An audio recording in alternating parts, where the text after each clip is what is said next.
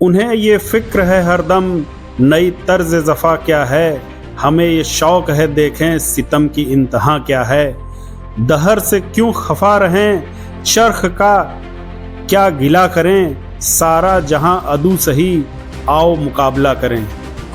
इन जोशीली पंक्तियों से उनके शौर्य का अनुमान लगाया जा सकता है।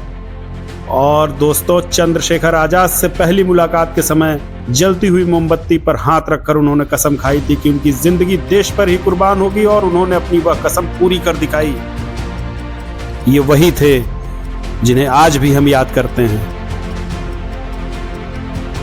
आज़ादी के दीवानों में अगली कड़ी हम शुरू करते हैं। नाम तो आपने सुना ही होगा, फिर भी बताता हूँ।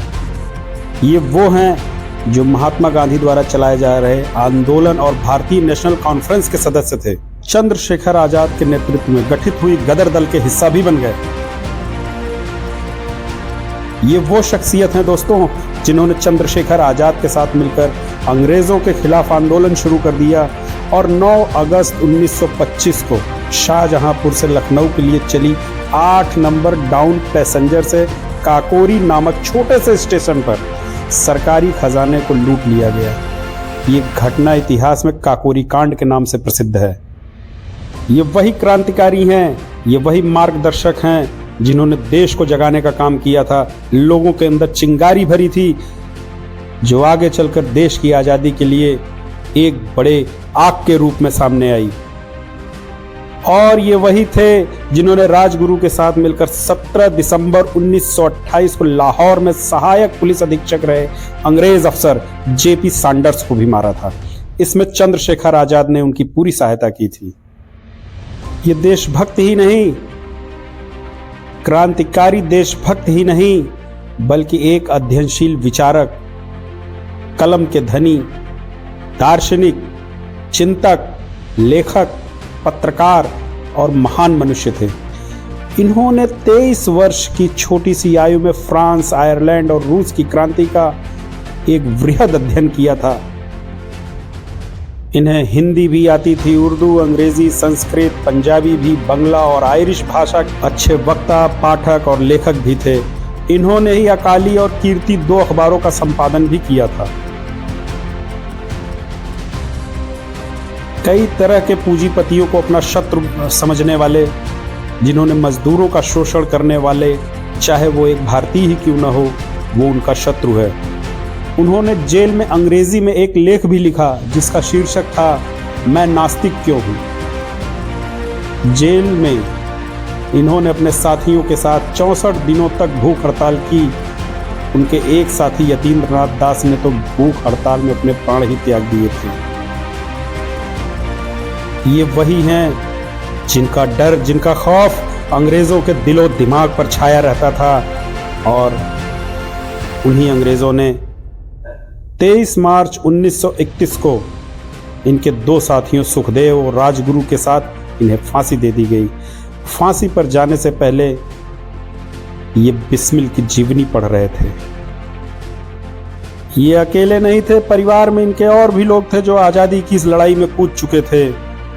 इनका जन्म 27 सितंबर 1907 को लायलपुर जिले के बंगा में हुआ था, जो अब पाकिस्तान में है। उस समय उनके चाचा अजीत सिंह और श्वान सिंह भारत की आज़ादी में अपना सहयोग दे रहे थे। एक कहानी और है, ये अपने पिता के साथ जब खेतों में गए अनाज को रोपने के लिए, तो पिताजी ने देखा कि मेरा बेटा कुछ खोद रहा है ज़मीन में, कुछ वहाँ बीज लगा रहा होगा। नज़दीक जाकर पूछते हैं कि बेटा ये क्या कर रहे हो? तो उन्होंने जवाब दिया, बंदूकें बो रहा हूं पिताजी। ये भारत के एक महान स्वतंत्रता सेनानी एवं क्रांतिकारी थे। चंद्रशेखर आजाद व पार्टी के अन्य सदस्यों के साथ मिलकर उन्होंने भारत की स्वतंत्रता के लिए अभूतपूर्व साहस के साथ शक्तिशाली ब्रिटिश सरकार का मुकाबला भी किया। जी हाँ दोस्तों, आज हम बात कर रहे हैं भगत सिंह, जिनका नाम सुनते ही अंग्रेजों के अंदर खौफ जाग जाता था। इस उम्र में दोस्तों भगत सिंह अपने चाचाओं की क्रांतिकारी किताबें पढ़कर सोचते थे कि इनका रास्ता सही है या नहीं। गांधी जी का असहयोग आंदोलन छिड़ने के बाद वे गांधी जी के अहिंसात्मक तरीकों और क्रांतिकारियों के हिंसक आंदोलन में से अपने लिए रास्ता चुनना शुरू कर चुके थे। स्वतंत्रता के लिए हिंसात्मक क्रांति का मार्ग अपनाना अनुचित नहीं समझा उन्होंने जुलूसों में भाग लेना प्रारंभ किया।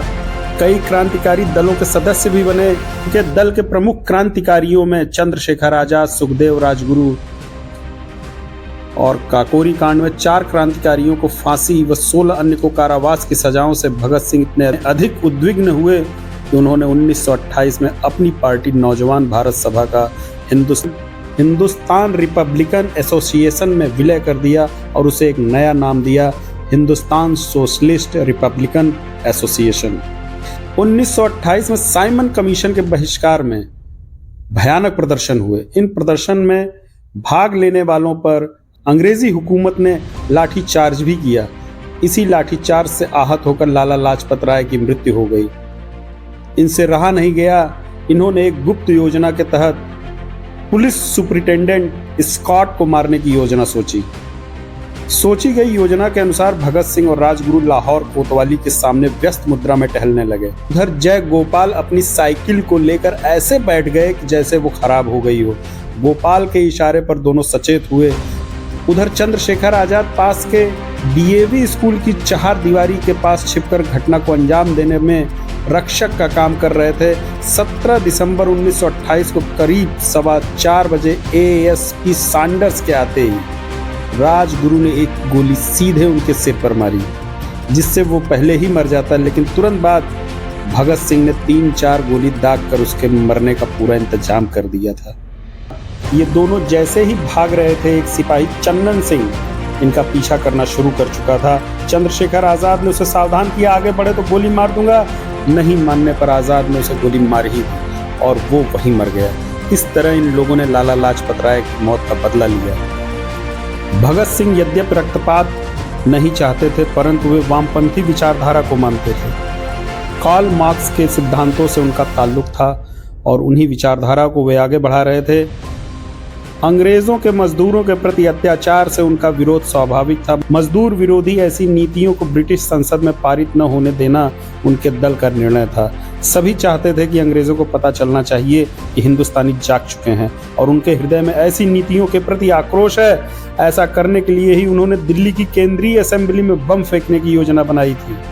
8 अप्रैल 1929 को केंद्रीय असेंबली में इन दोनों ने एक ऐसे स्थान पर बम फेंका जहां कोई मौजूद नहीं था। पूरा हाल धुएं से भर गया। भगत सिंह चाहते तो भाग भी सकते थे, पर उन्होंने पहले ही सोच रखा था कि उन्हें दंड स्वीकार है, चाहे वो फांसी ही क्यों न हो। अतः उन्होंने भागने से मना कर दिया।